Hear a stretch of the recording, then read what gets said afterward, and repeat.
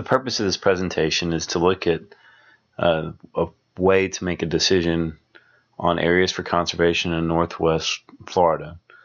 We'll be using the software Fragstat to do our statistical modeling on, and this will be a demo of how to use Fragstat for that.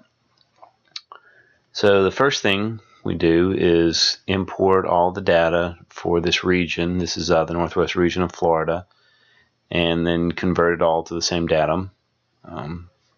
Then we use the information in the Northwest Florida ownership map to define the two highlighted areas, the blue one, the military complex, Eglin Air Force Base, and then in the purple on the right is Apalachicola National Forest. And the idea here is that we want to do conservation as close to these major federal land holdings as possible, and then kind of plan to grow the areas together for the most conservation value off of these two federal landscapes.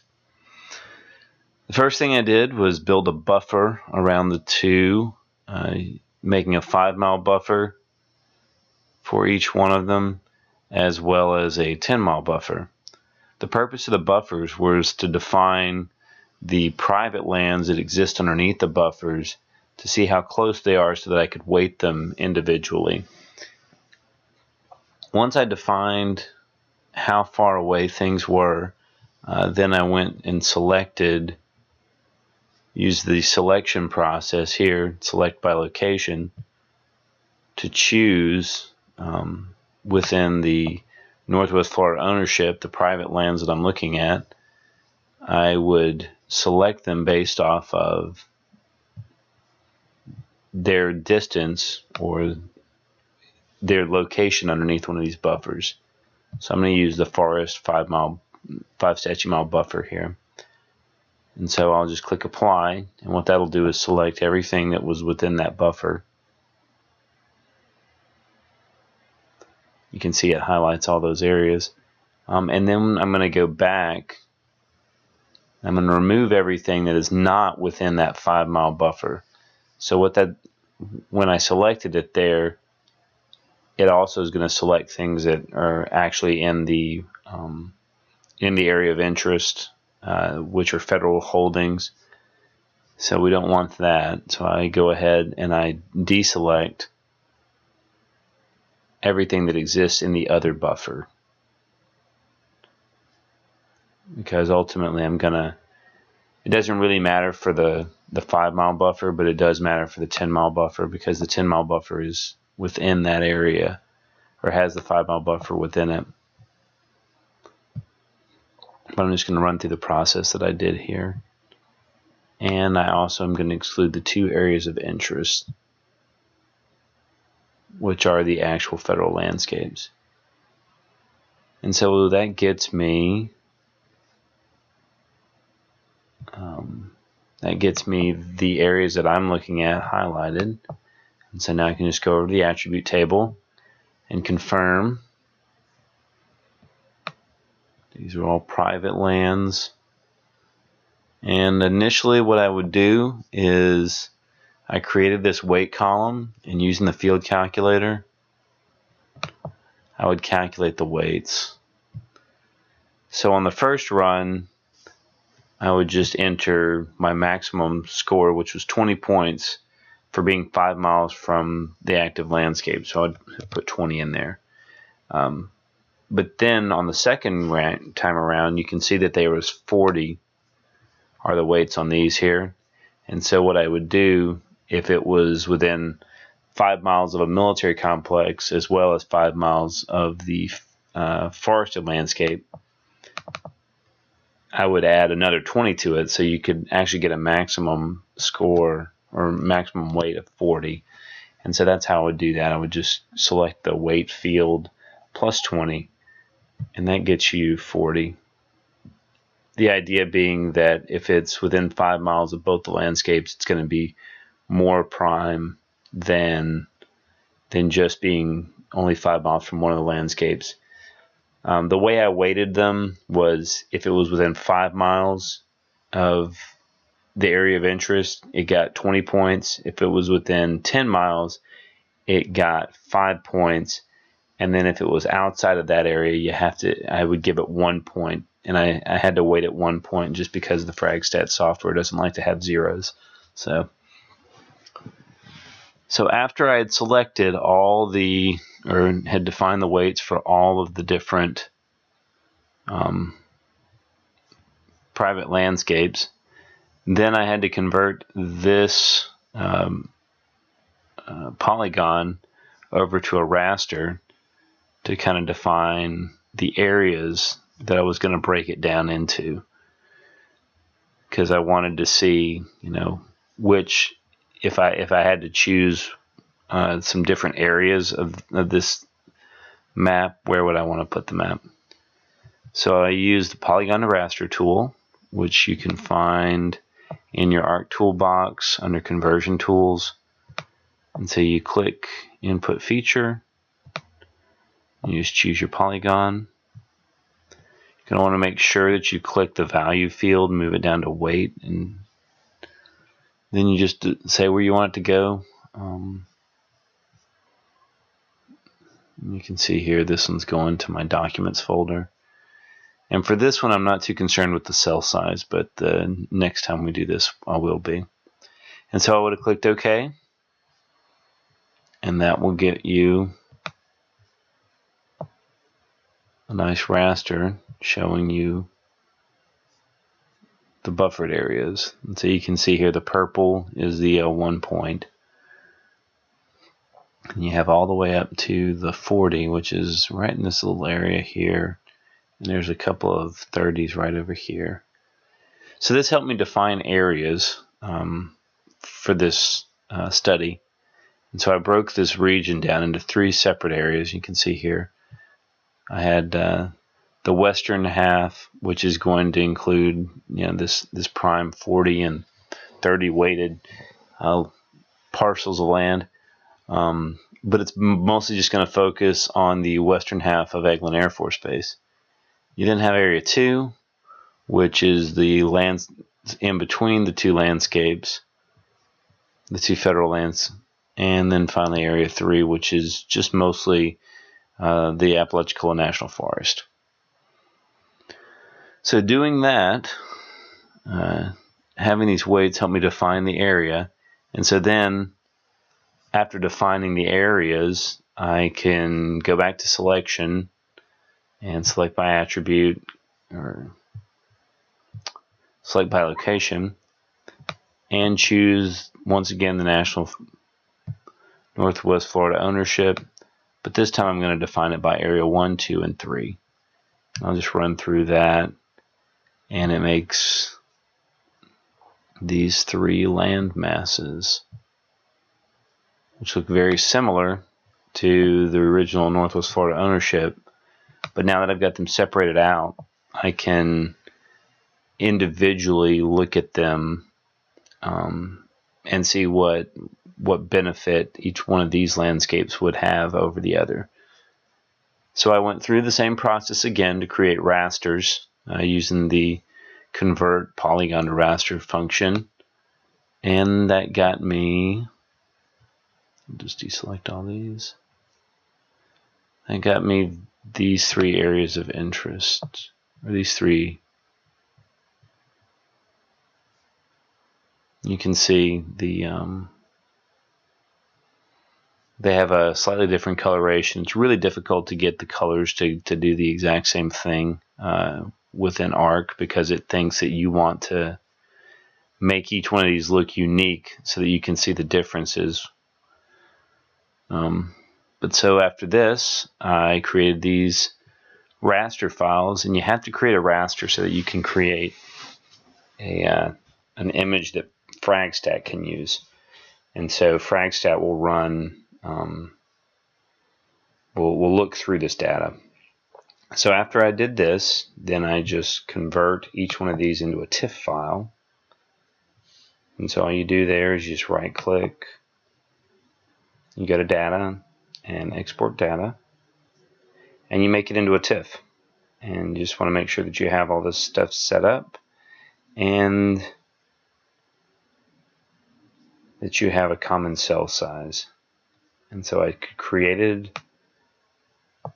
made these 3 rasters into 3 TIFF files and exported them out. And once I exported them, they go into my Fragstat folder here. And then I'm able to look in. I just set up a Fragstat folder. You can do the same. Then I go in to Fragstat and import the data. So it's really easy to import it. You just click Add Layer. You click GeoTIFF. And you have to do this for each one of the data sets. And you go Area 1. And just click that. And close. And that's how I get these 3 separate data sets. And you can see there that's Area 1, 2, and you can see that's Area 3 there. So now, the other big thing that you have to do for Fragstat is you have to define your data that it's going to do the study on. And so you have to create a class descriptor file, and it's a FCD file. And so you can see here, I just have the ID, the name. Is it enabled? Is this data enabled? And does it run in the background? And so you don't want it to run in the background. You just want it to do the data compilation. And so if it sees an ID of 1, then it labels it as weight 1. And this is very simple to do.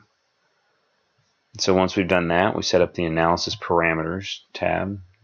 It's got a logical sequence here. So we want to create a file automatically. And so I would create this area file.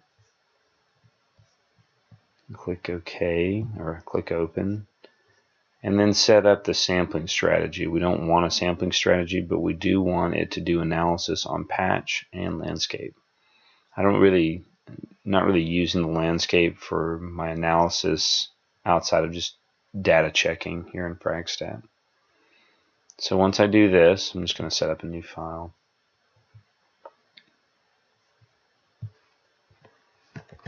Just set that up.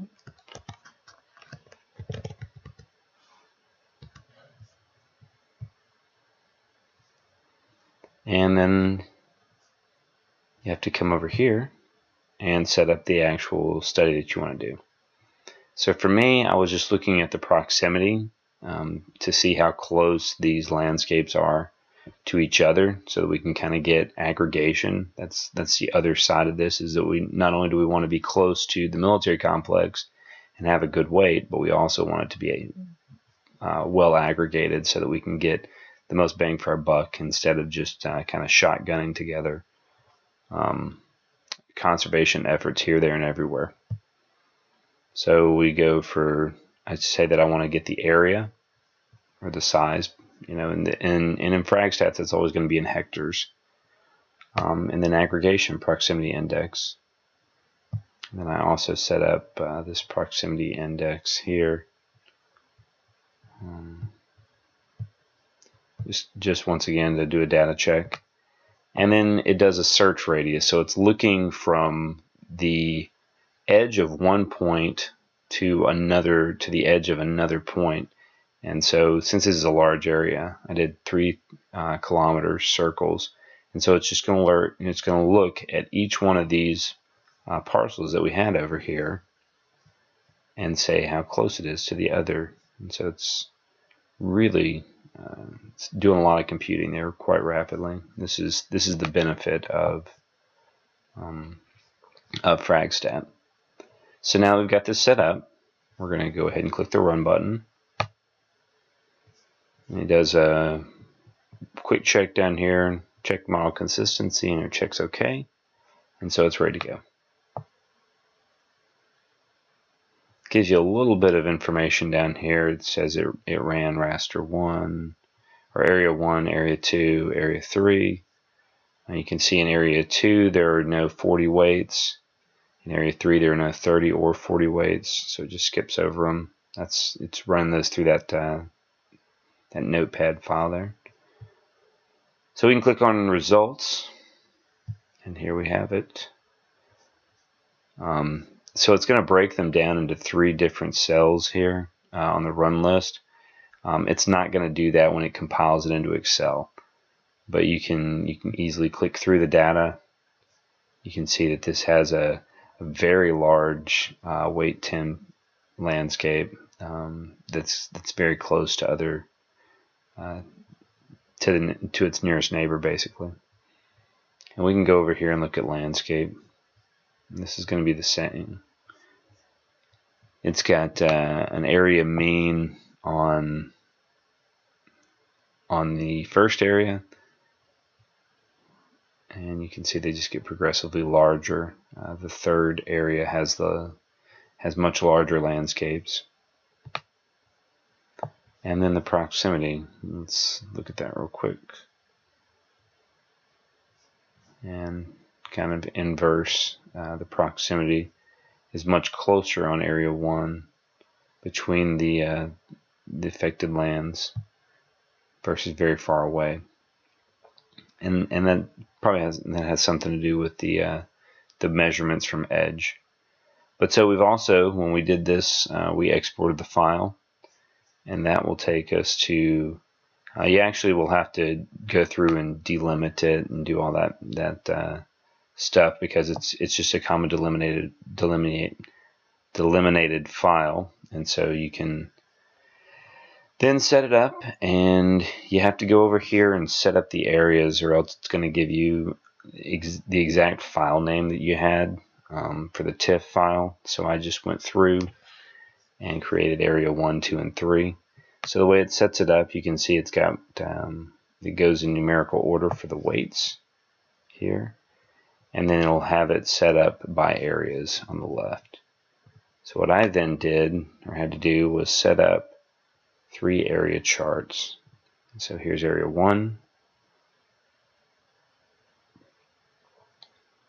You can see we switched over to area 2 now, and then area 3. For ease of view, I went ahead and copied that into a Word document so that you can kind of look at it and see it more easily. So our area 1 proximity index, so the closer to the left or the y-axis, the better. And then the area itself, the greater the better. You have to pay attention. Excel makes arbitrary labeling, so kind of have to watch it with that one. You can see here that this is in area 1 that we have a kind of a larger piece of property, much larger piece that doesn't have the very narrow proximity. But so you want to kind of look over here, but on this one we're kind of going to focus right in this area because it's got some weights of 10, and then you can see the weights of 30 don't have a very narrow proximity index, and then the weights of 40 are all down here. So that means that all these are kind of small properties, but they are all closely linked to both of the landscapes. Looking at area 2, we've got a lot of weight 1s in there, very large weight 1s, which were the sites that we weren't really favoring because they were outside of the 5 or 10 mile buffered zones.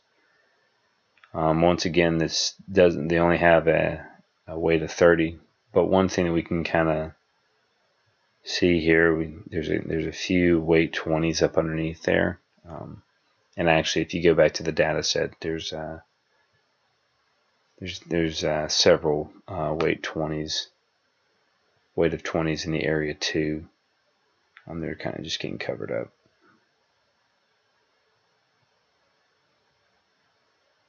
So you can see them there. So you kind of want to make sure that you just are viewing the data and not getting it hidden there. And then finally, area 3. It has nothing outside of weight 20. It's on the eastern side of the national forest, so it's not going to have any military lands bordering it. but you can see it's got a lot of gray areas. And so the grays are going to be beneficial landscapes for the National Forest that have very close proximity to the National Forest. So using all of these products, what I would end up probably choosing, even though it's not really beneficial for both the landscapes, probably end up saying that make the recommendation to do the conservation in the Area 3. And so Area 3 was, once again, this area over here. You would get some benefit to Tyndall Air Force Base, which exists down here on the peninsula. But with the explicit goal of doing conservation and getting a good aggregation with large areas, the best bet is going to be over here in the National Forest lands. And we can kind of talk about other policy implications of conservation in this region, but just using this data tool, that's how I would make my recommendation. That finalizes the video.